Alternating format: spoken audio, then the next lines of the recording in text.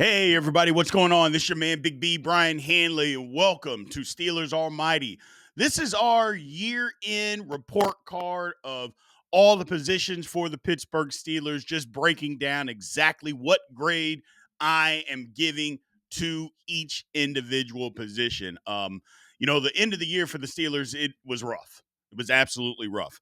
But when giving a totality of everything, just make sure you're not just looking at the last 5 games and giving your grade there, because the Steelers had some moments in this season. Because again, at one point in time we were 10-3 on the football season, but was it fool's gold?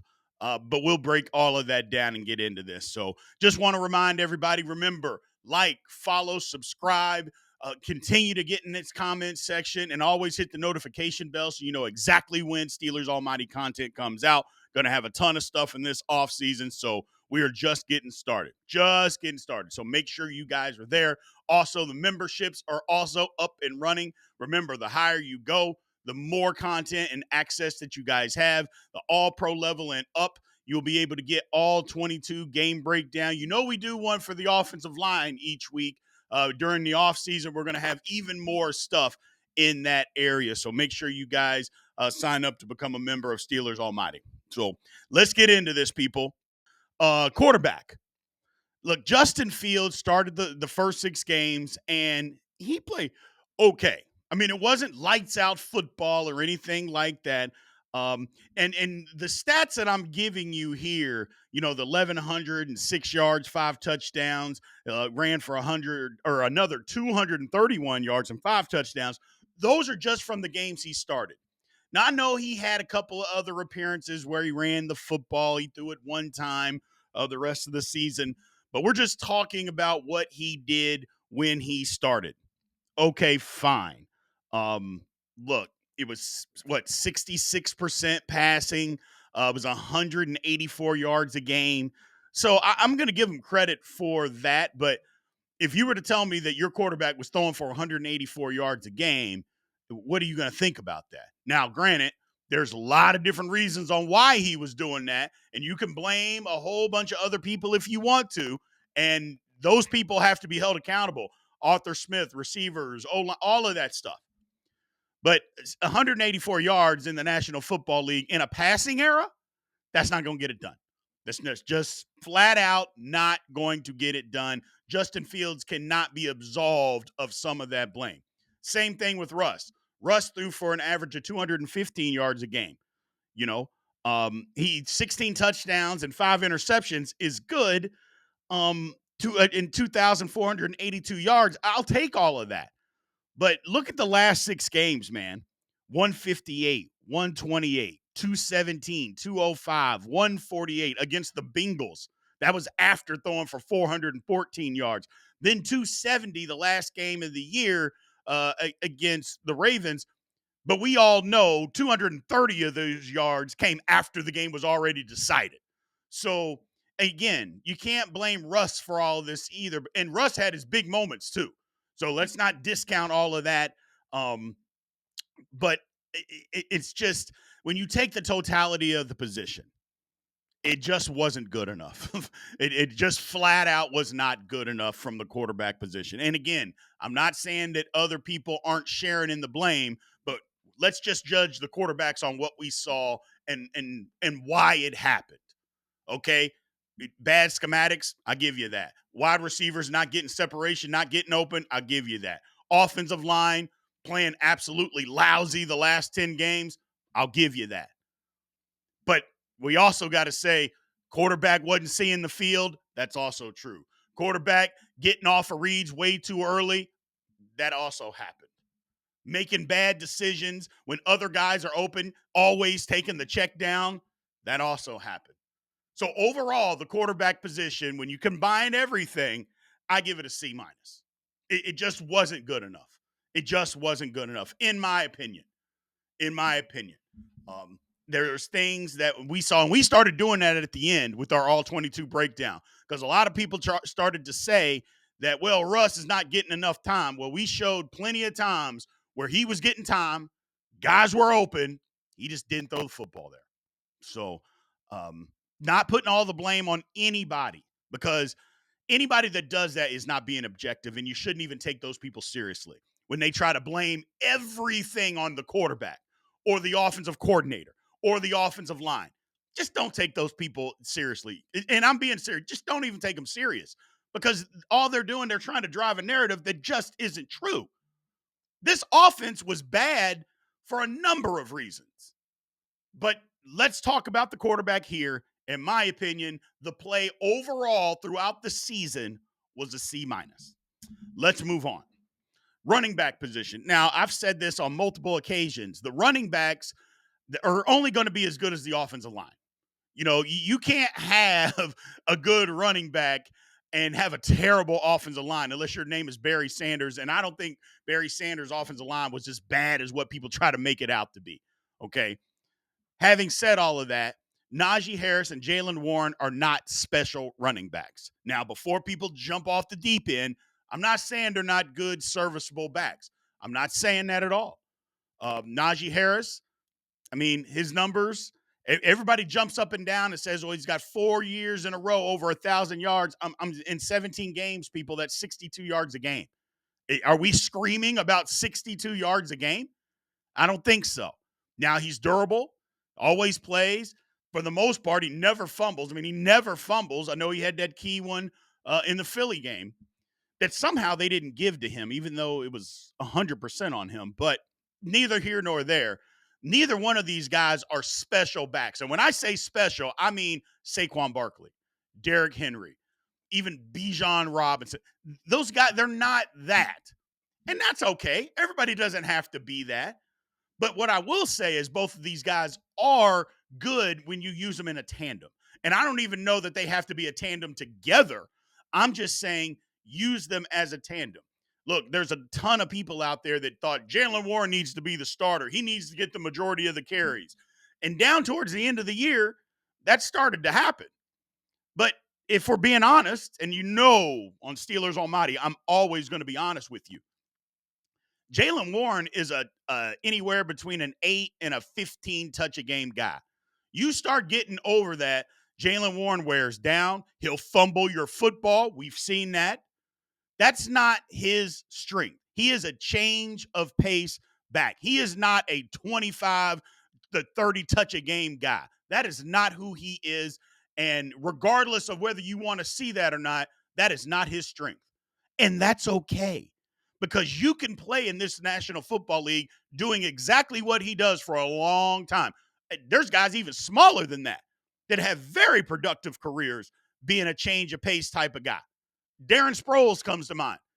I mean, he played forever in this league as a tiny guy, and yet he was extremely productive. Jaylen Warren is better than that, because Jaylen Warren can run in between the tackles. Sproles wasn't able to do that because, he's too little.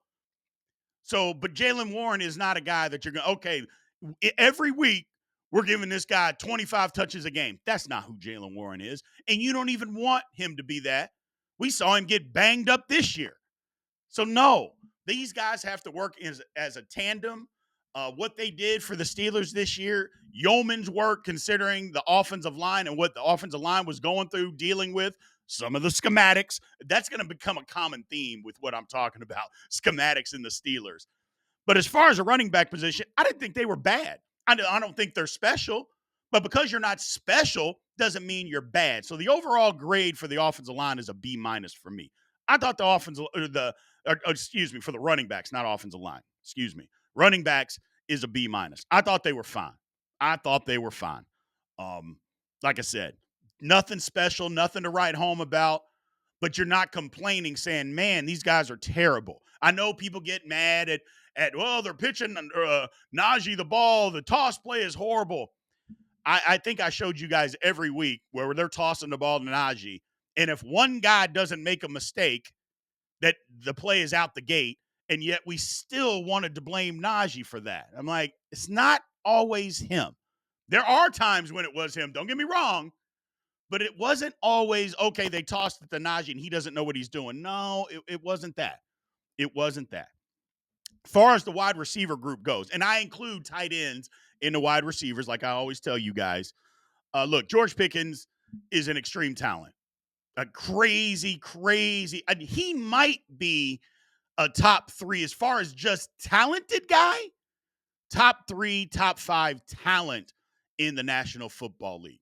Catch radius, what he can do after the catch if you were ever to get the ball to him in space, which the Steelers just never seemed to do this year. It was crazy. But as far as just pure talent, top three, top five in the league. But then there's everything else. And when you factor in everything else, George Pickens isn't a top 15 receiver in this league. He's not. Um, and probably somebody that the Steelers are probably going to move off on from this year. But talking about this year, was he utilized correctly? No. There's no ifs, ands, or buts. He wasn't. He wasn't given the opportunities. It just seemed like everything was a go ball, a stop route. I mean, very little crossing routes, digs, comebacks, just a multitude of things that we could use on the route tree. And maybe he's not capable because if we're not seeing him do it, maybe he's not capable. I don't know. But I think, again, a lot of that may have been schematics. Pat Fryermuth, um, not as explosive, didn't get utilized the way we thought, although he did have 65 catches this year, and he was the number two guy. I think a lot of the Steelers' problem in the wide receiver room is they just didn't have a consistent guy on the other side of the football from Pickens. And I think that is what the problem was. That's what a lot of us saw going into the season, and that continued to be a problem. Now, you look at Calvin Austin. I thought Calvin Austin, for what he was being asked to do, I thought Calvin Austin had a good year. Not even a good year. I'll say a great year, because there are multiple times in games where he is open and they don't throw him the football. Going over the middle, shallow crosses, multiple times that he's open and they don't look his way. Well, what are you supposed to do? I mean, seriously, like what are you supposed to do? Um, but Calvin Austin, again, if we're all the way honest, Calvin Austin is number 3 receiver in the National Football League. That's not a slight to him. It isn't. That's just telling you the facts. He's a number 3 guy. Okay, great. We never got that second guy on the other side. We never did. Mike Williams came over. He had 9 catches.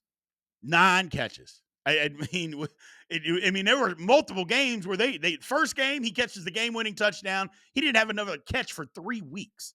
Not even another target for 3 weeks after that. I'm like, what's going on here? So it's just, I don't know. It just the wide receiver position, we didn't address it, and when you don't address it, these are the results. There were also multiple times where guys just weren't open. I'm putting all this pressure on Russ and the offensive line and all this stuff. There were a lot of times where Russ would get to the top of the drop. There ain't nobody open. People are blanketed. Well, it is what it is. And again, when you don't have that separation guy, that route running guy that's just going to dominate and always win, like we had last year, you call him crazy, and he was a locker room nightmare. But Deontay Johnson was a route running phenom, and that guy got open. So we didn't have that this year. Wide receivers paid the price. To me, the wide receivers were a C collectively. Now we get to the offensive line. Look, here's the thing about the O-line. The injury bug kicked them in the ass the entire football season. I mean, just the entire football season. I mean, you could start out with Nate Herbig destroying his shoulder preseason game. Troy Fautanu, the first preseason game he gets in, he hurts his knee. I mean, it started there, and it never got better. Isaac Seumalo was out the first 4 games of the year. I know a lot of people forget that. He missed the first 4 games of the year. James Daniels goes down week 3, tears his Achilles. Broderick Jones was dealing with an issue with his arm early on, and maybe that's something that lingered all year. I still say I think he had a UCL injury that's going to require surgery, but he could go out there and play. It just wasn't going to get better this year. So I think that is an issue. And then in the last game of the year, Mason McCormick, I mean, he breaks his hand, can't play. They never got better. They could never get over it, because I thought the Steelers actually addressed the offensive line issues, and I thought they were going to be a better unit. I really did. But when the injury, and not to mention, you talked about their offensive line, you're thinking, okay, they got some depth here. Well, then the Steelers had to get into the depth. Well, once you did that, then they had nothing behind it, and it just wasn't good. It just wasn't good. The only good thing that came about that, and I say good, Herbig getting hurt. Nobody, you don't want to see anybody getting hurt. But Mike Tomlin and his penchant for making the rookies earn it. Can you imagine Zach Frazier not playing the first 4 games because Tomlin's saying, well, he's got to earn it? Just saying, we're going to play Herbig, even though we think Frazier's more talented, that we're going to play Herbig instead? What kind of disaster would that have been? Because, again, I'm not bagging on Herbig. Frazier's just better than him.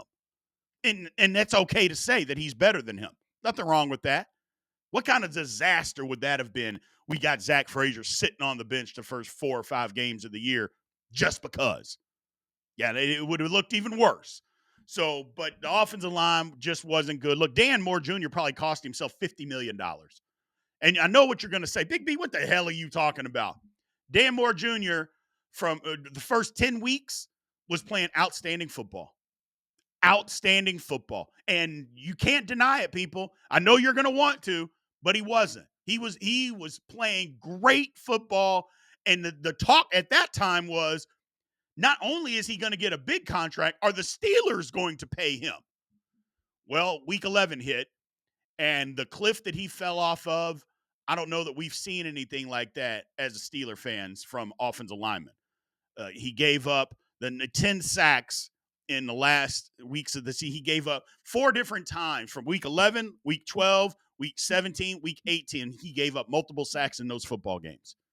Just an absolute, I don't even know if falling off a cliff is the right analogy, because I don't even know what you call it. But he cost himself, at least, because somebody will pay him, but they're not going to pay him nearly as much as what he was about to get. And he probably cost himself at least $50 million. Broderick Jones wasn't any better. Gave up 11 sacks. Dan Moore gave up 12 on the season. Dan Moore Jr., gave up 12 sacks. Broderick Jones gave up 11. The number 1 and number 2 worst tackles as far as giving up sacks in the National Football League. That's what this offense was dealing with. That's what this offensive line was dealing with. The offensive line gets a D for overall on the season, because some guys battled. And again, McCormick shouldn't have been out there. He wasn't supposed to be playing. He was supposed to be learning, but he had forced into action. Frazier, I'm glad he got out there, but Broderick would have been sat down, because Faetanu was hurt. And Dan Moore's refusal to even try to learn right tackle kind of put the Steelers in a little bit of a bind, but that's a Mike Tomlin thing, because I'd have told Dan Moore, you can either learn to play right tackle or we're going to trade you, and we're going to move on, because we want Broderick to play left tackle, unless Broderick was really just that bad at left tackle. And if he was, that's a problem. But we're going to find a little bit more about that going on moving forward with this season and in the offseason. So moving on, man. So as far as overall with the offense, look, the schematics, bad. Separation from wide receivers, bad. Quarterback decision-making, seeing the field, inconsistent at best. Offensive line, bad. I just think overall, collectively, this unit, the offensive unit, wasn't very good. Blame whoever you want. That's fine. You know me. I'm going to be honest. It was everybody. It was everybody. You can't just pinpoint one position and say, well, it was all them. It was all quarterback. It was all O-line. No, it was everybody. It was everybody. So collectively, this unit wasn't very good. I give it a C minus. They got to be better from the coaching on down. Just not good enough for Pittsburgh Steelers to be a very good football team. And I know, just look at the teams that are left in the playoffs, even before this weekend. Just look at those teams. They're just that much better than the Steelers. Period. Point blank. And you got to have an offense that can move the football and score some points. We didn't have that. Let's move to the defense. D-line. And again, I count our outside linebackers, because 58% of the time the Steelers were in nickel. So that means we had 4 D linemen, and TJ Watt and Alex Highsmith were rushing. So Cam Hayward, first team All-Pro. TJ Watt, second team All-Pro. You team that with Alex Highsmith, with our man, Mr. Herbig. I mean, those 4 by themselves, they form a pretty good unit. Now, TJ was hurt down the stretch. I understand. It looks like Alex Highsmith kind of wore down. Him and Herbig may have worn down. They both missed time with injury.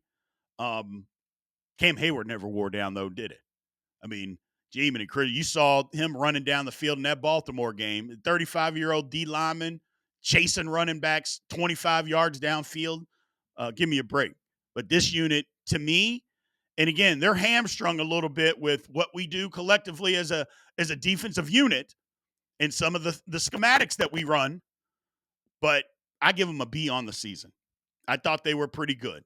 Again, some of that, I know TJ Watt doesn't like to move around, and some of that, it's like, come on, TJ, for us to be as good as we want to be, you've got to be willing to do some other stuff. It can't just be you're going to line up on the left and rush. You got to do more than that. But when healthy, TJ Watt was a monster. Before he got hurt, TJ Watt was an absolute monster. Again. So, but collectively, give me that unit as a B. Now let's move to linebackers. You know, there's a lot of you out there that say I've been way too hard on Patrick Queen. I'll just ask you this. Take the season into consideration.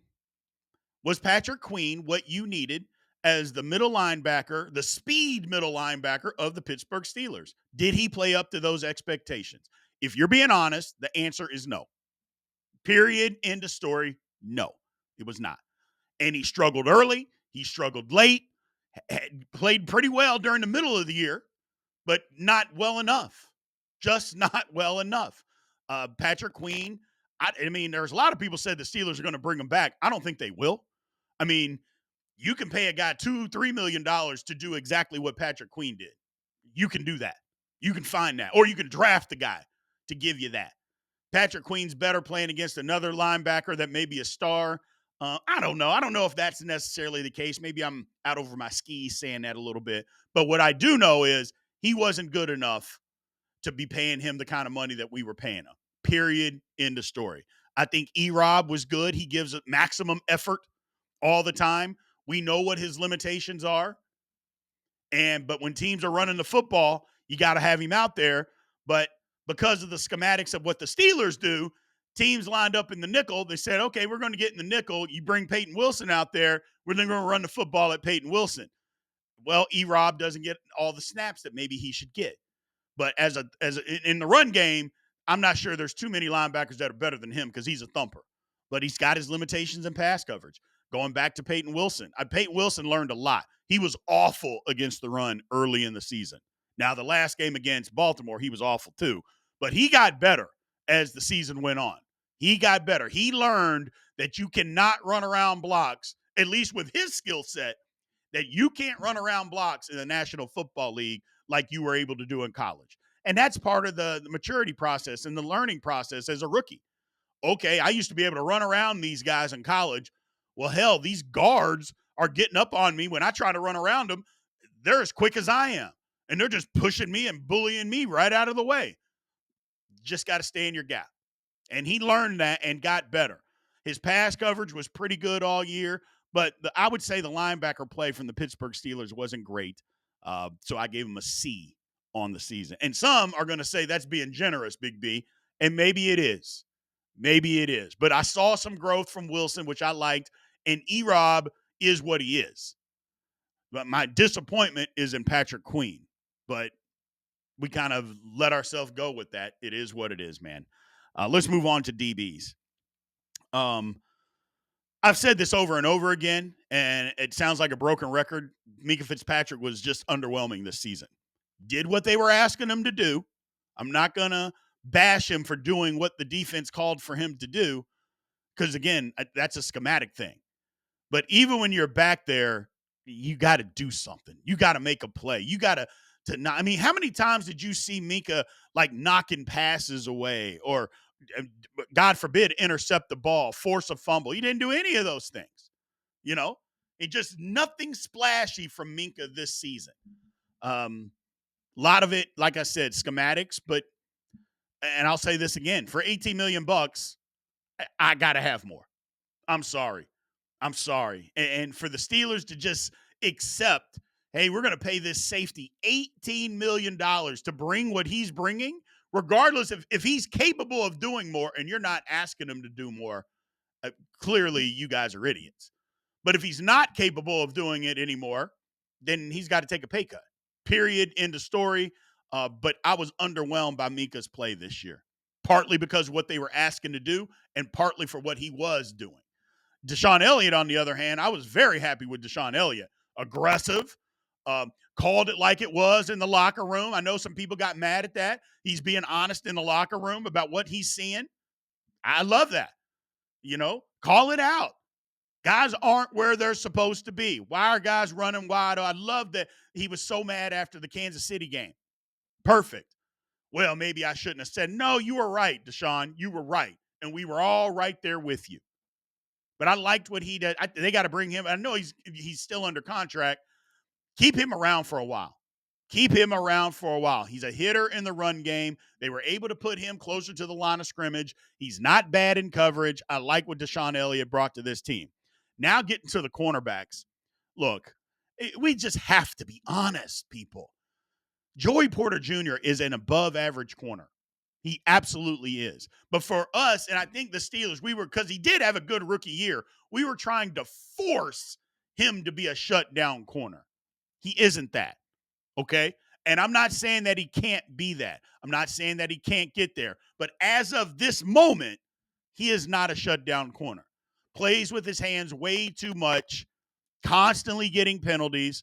There were several times this year he's got multiple penalties. It's just not good enough. Now, again, does that mean that he's a bad corner? No, he's not. He's a good corner. Got much better with his tackling. Remember, that was part of his problem coming out of college. He didn't want to tackle.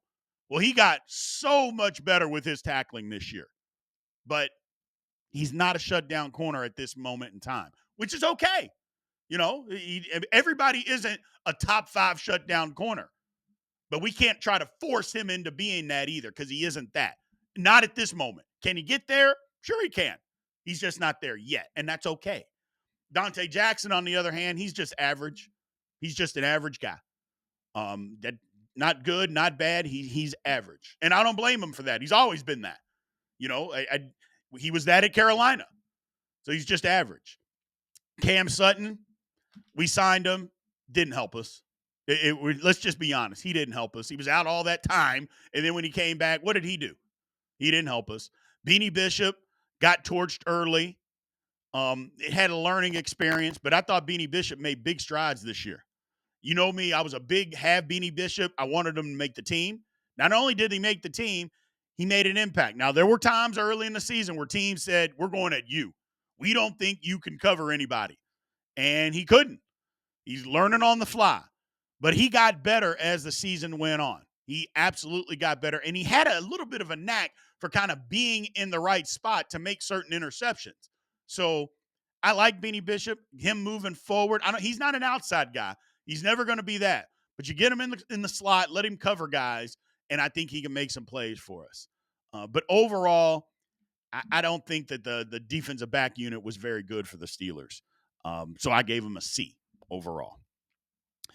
As far as the defense, look, here's the thing. People talk about the Steelers as a championship defense. Like, people talk about Pittsburgh like they have this championship defense. And what I said to that, and I kept saying it over and over, I'm like, what are you guys watching that tells you that the Steelers have a championship defense? Like, what makes you say that? Is it just reputation that the Steelers get?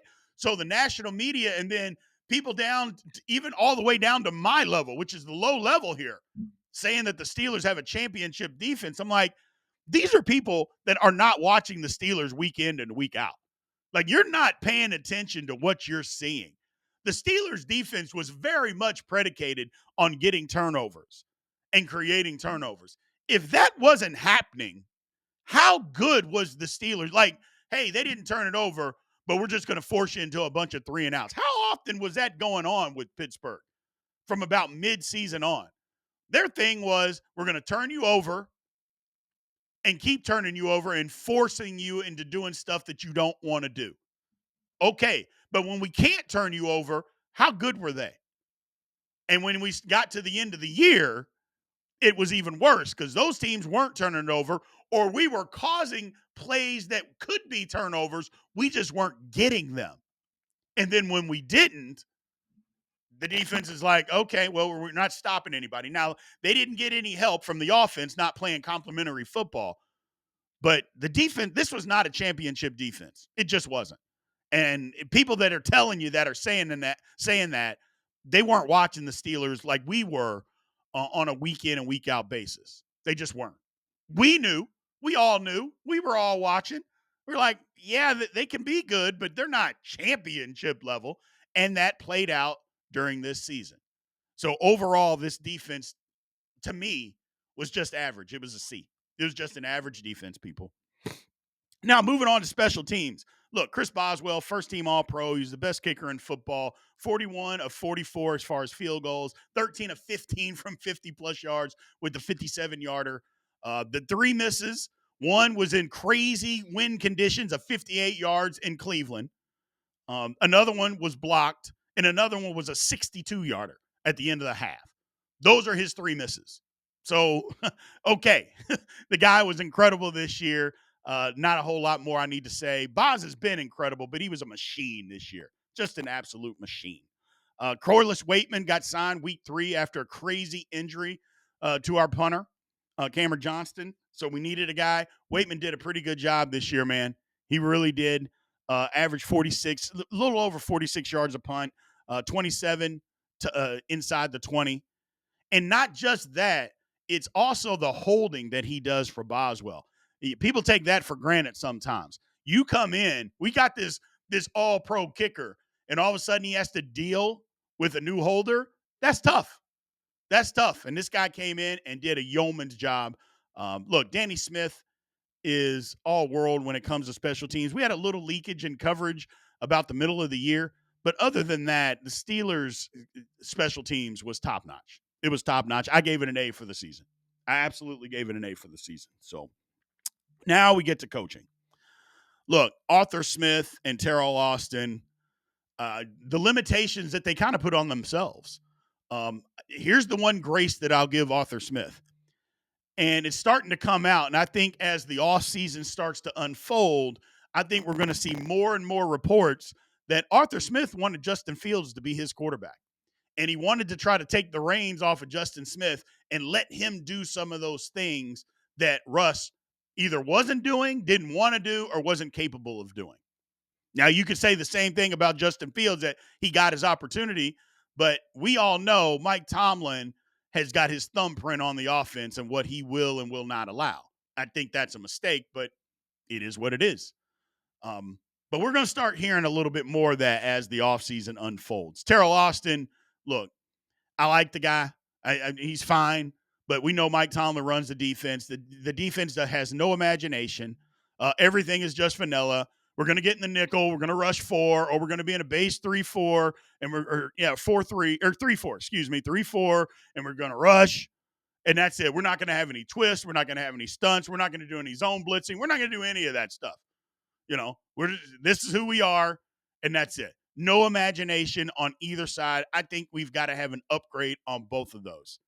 Upgrade, and not on Arthur Smith per se. I think Arthur Smith just has to have the reins removed from what he wants to do.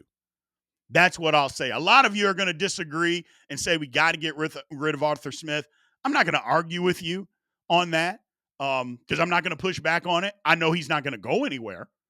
That's what the main thing is, because I'm a big guy into, I'll say something about it, but if it's not going to change, I'm not going to waste my energy. And Arthur Smith is going to be here. Terrell Austin, I'm not sure that he's going to be here. So until I know that, I'm going to still keep pushing back that we got to get another D coordinator, and Tomlin needs to take a step back and let that guy do his thing.